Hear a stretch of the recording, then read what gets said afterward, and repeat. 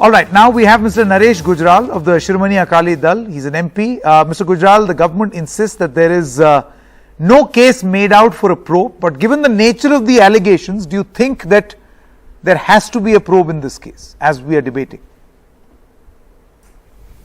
Absolutely. It is a must. This is a direct assault on the constitutional rights of a private citizen. How can we allow this kind of nonsense to get perpetuated in our country? It is like the Soviet Union when the big brother was watching everybody. This is a case which calls for a probe and at a highest level. Sanchit, I want to say one thing here, that when the first question is, government is not saying clearly whether they bought this software and the hardware supporting this software or not. Now, either they should say yes or no.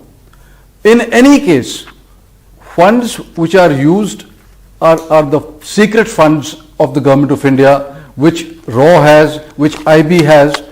Obviously, this is not going to be accounted for anywhere. When you say a probe, you won't find an accounting entry anywhere unless you have a sitting Supreme Court judge and the CAG authorized to look into the secret funds of these agencies.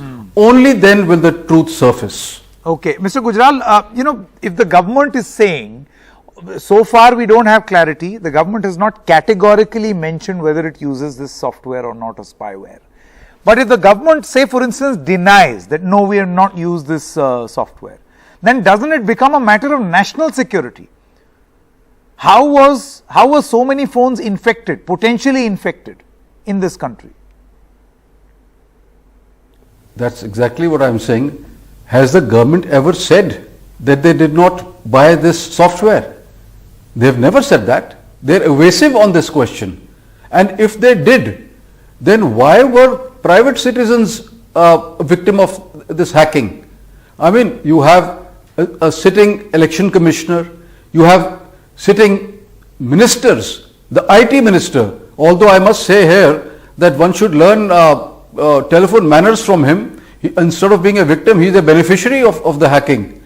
But at the same time, I don't understand this logic that why is the government not clearly saying, no, we did not buy this.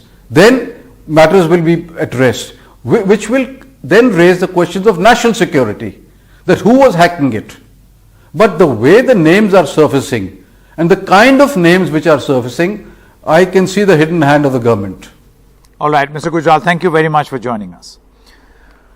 Okay, we're stopping for a short break at this moment, but news continues on the other side. Stay.